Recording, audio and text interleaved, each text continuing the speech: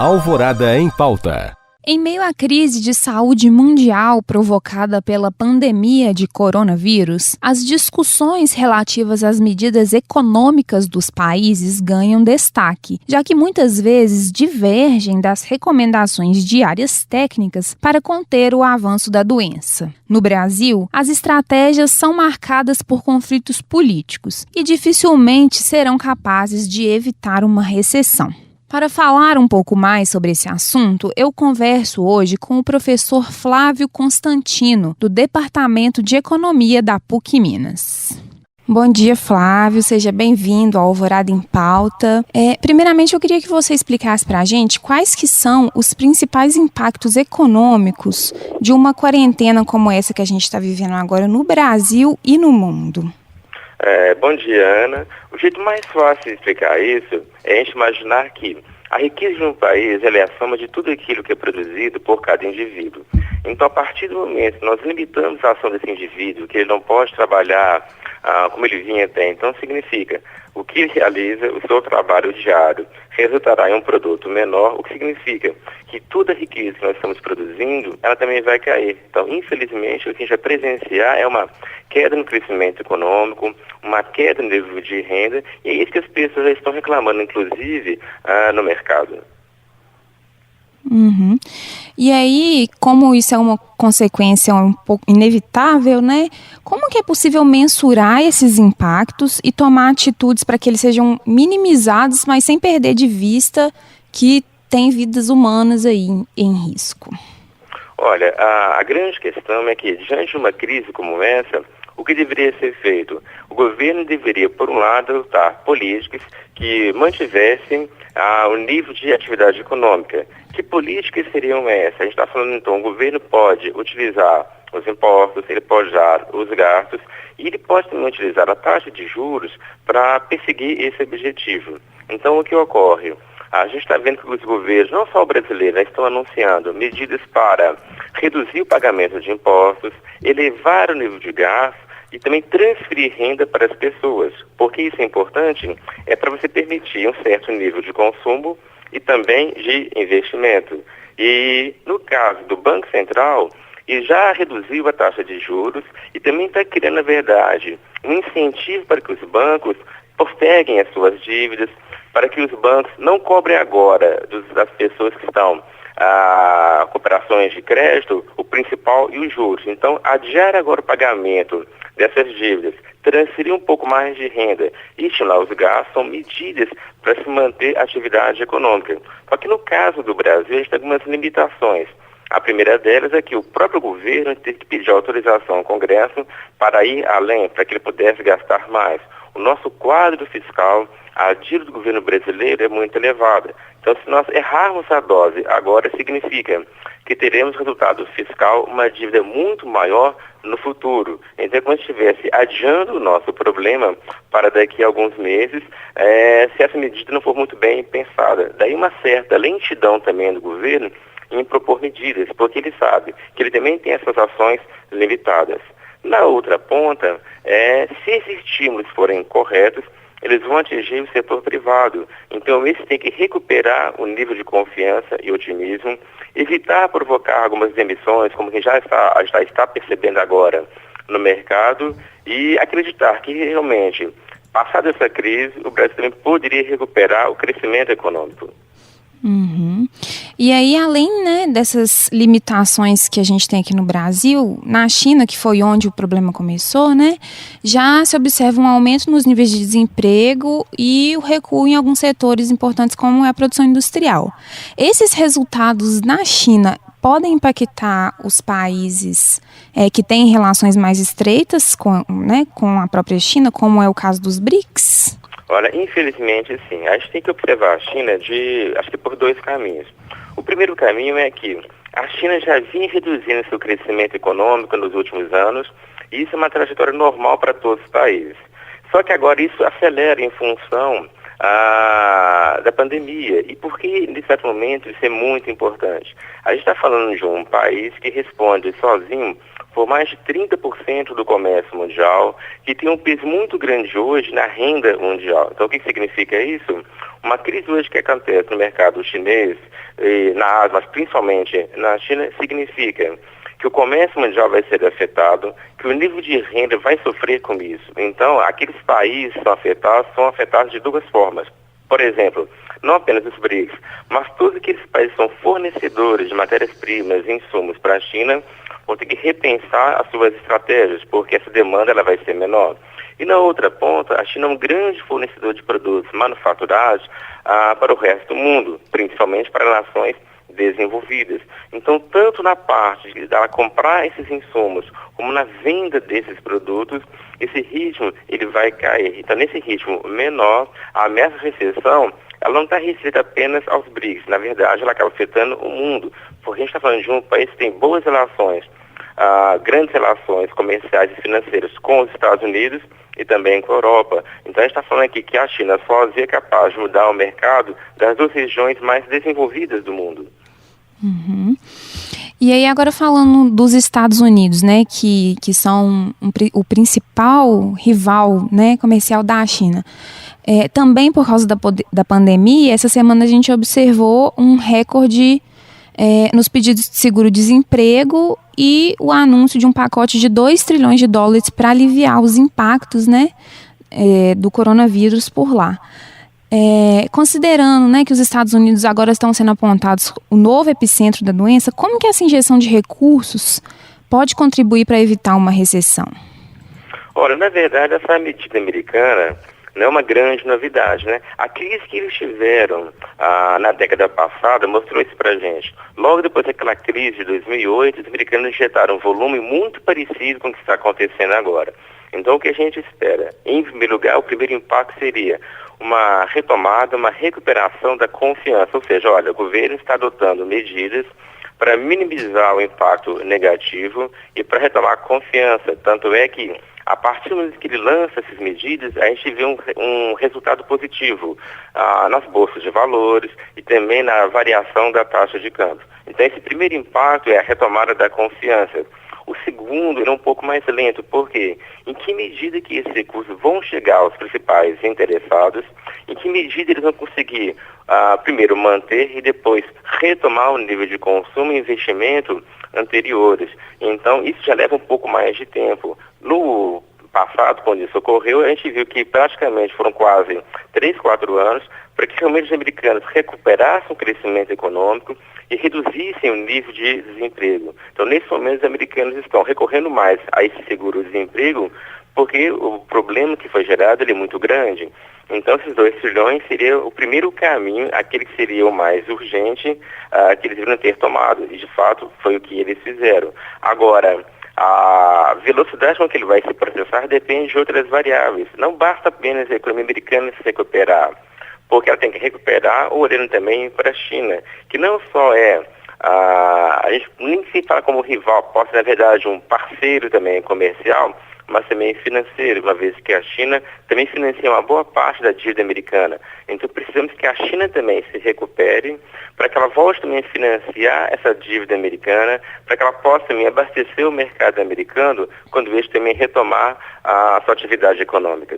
Então, na verdade, esse problema que começa na China, ele também tem que terminar na China. Muito que vai ser feito hoje no mundo, em termos de vendas, investimentos e comércio, continua dependendo da Ásia. E dentro da Ásia, a China é o principal agente. Uhum. E aí, além das medidas que são tomadas individualmente pelos governos dos países, alguns organismos internacionais, né, ou grupos como é o G20 e que anunciou essa semana que vai injetar 5 trilhões de dólares na economia global, como que essa distribuição de recursos que é centralizada num grupo chega para outros países? Olha, na verdade, é como se fosse uma coisa, vou dizer, um pouco parecida com a atuação de um FMI ou um Banco Mundial. O que eles estão propondo são ações que vão se reverter em linhas de financiamento. Então, isso depende do peso de cada país dentro do G20 e quanto que está assumindo de compromisso frente aos outros países. Mas tudo isso esbarra no que chamamos de burocracia, ou seja, você imaginar que esse governo vai repassar recursos para outras nações que vão chegar ao governo federal e que, em última instância, iria chegar até os prefeitos. Então, como cada país tem uma variação institucional, como cada país apresenta uma estrutura burocrática diferenciada, significa que esse recurso pode não chegar tão rapidamente como nós gostaríamos. Mas, de qualquer forma, significa que existe hoje uma coordenação que é global, diante de uma crise que também é global. Então, essa coordenação é importante por quê?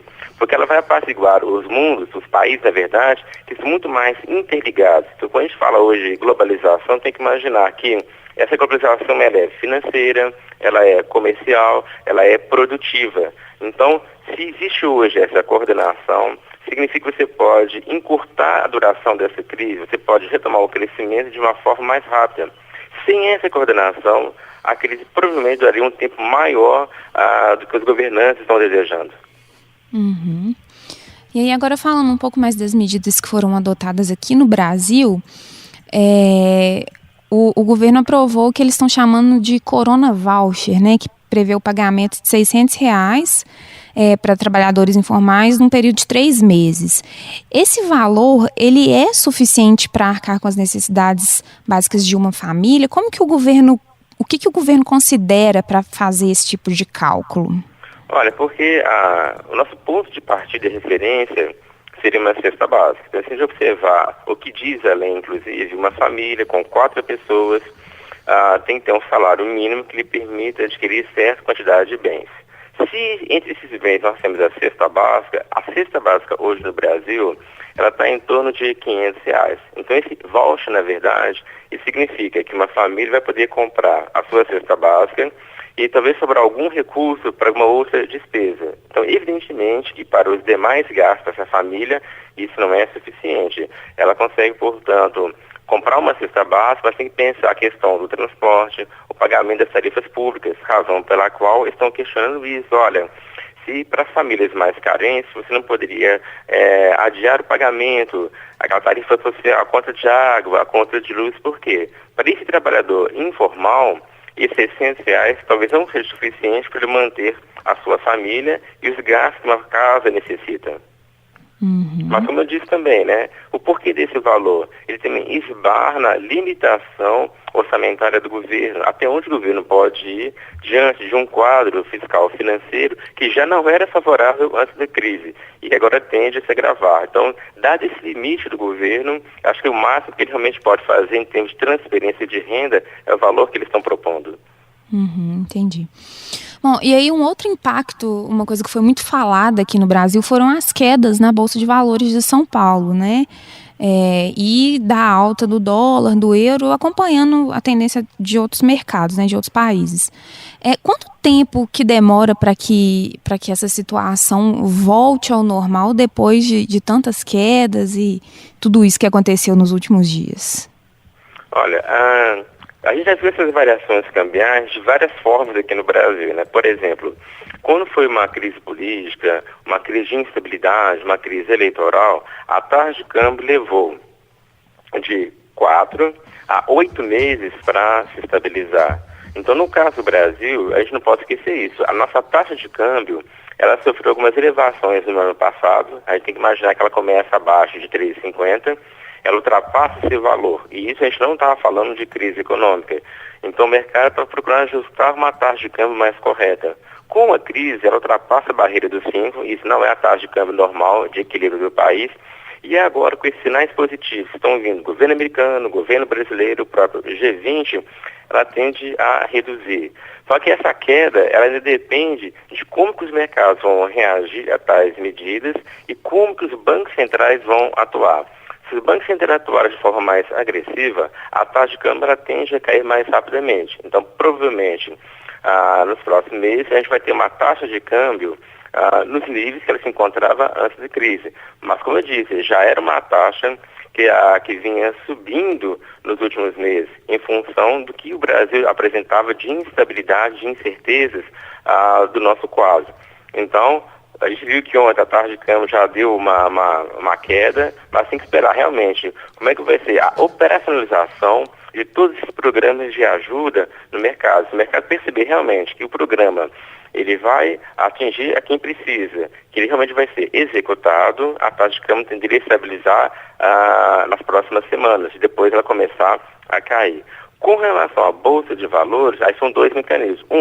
O porque realmente depende de uma mudança na estrutura produtiva, não só do Brasil, mas de vários países. E segundo, né, que é a parte da especulação, aqueles que aproveitaram essa onda de queda, retomaram as compras, porque as ações estavam em queda e vão querer se desfazer das ações assim que elas retomarem. Então, essa combinação de mudança estrutural com especulação é que vai dizer para a gente para onde vai a Bolsa de Valores. Então, acho que ainda está muito cedo para falar se a Bolsa de Valores vai realmente se recuperar de forma sustentável. Uhum. E aí, justamente pensando nisso, algumas conversas que a gente, ouvintes perguntando, se esse momento de queda da Bolsa é um momento bom, por exemplo, para comprar ações. Quais cuidados que a pessoa tem que ter diante desse cenário de crise? Olha, a primeira coisa, se a pessoa nunca se envolveu, nunca trabalhou com Bolsa de Valores, não é agora que ela tem que entrar achando que vai ganhar rios de dinheiro. Por quê? Porque ela vai entrar em um mercado que você tem expert, que você tem grandes conhecedores e que, a uma medida, consegue manipular a direção dessas ações. Então, se essa pessoa nunca mexeu, ela tem que ter muito cuidado. Por quê?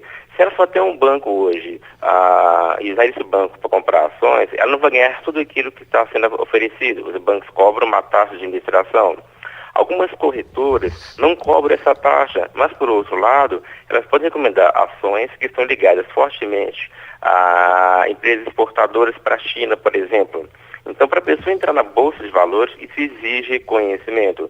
A ação da empresa que eu estou comprando, ela é uma empresa exportadora ou que atua apenas no mercado interno? A ação que eu estou comprando é de uma empresa que tem fortes relações com o governo, que vai se endividar, ou é de um setor, na verdade, que já vinha em recuperação?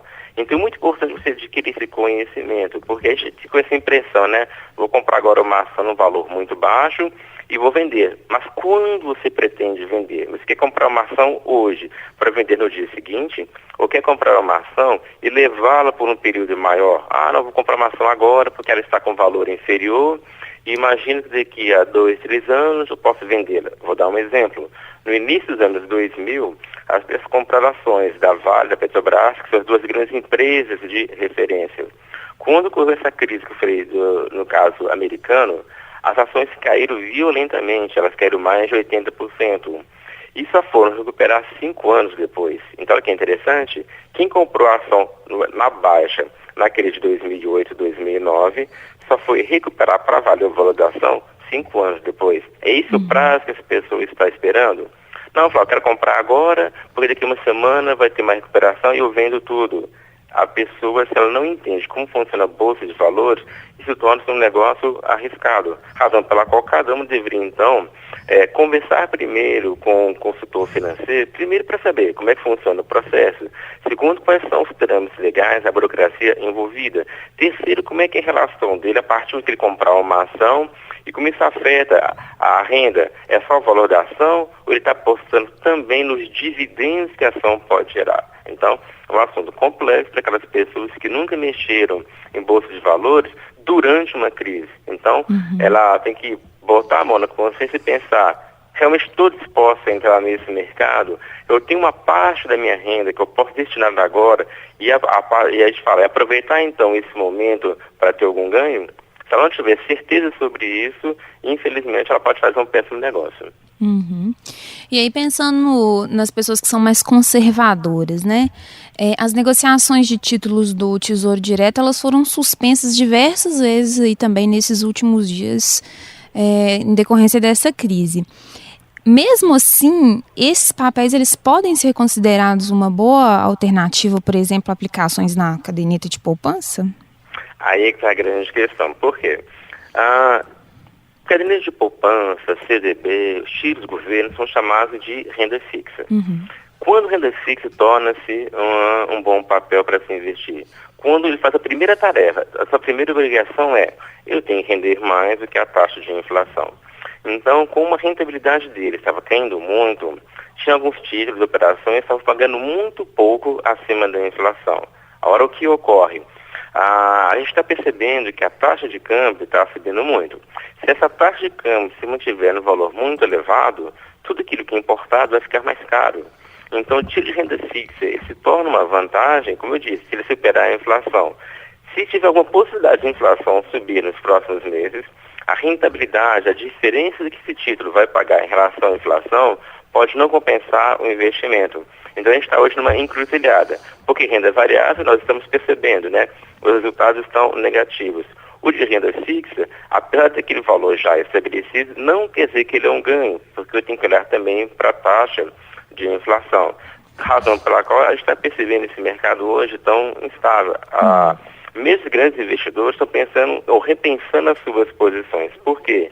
Em que medida vale a pena carregar a renda fixa em um momento que ele sabe que tem, ainda que minimamente, um risco inflacionário? E na outra ponta, se vale a pena continuar com as suas ações, com os fundos de ações também, uma vez que tais ações estão apresentando um desempenho negativo.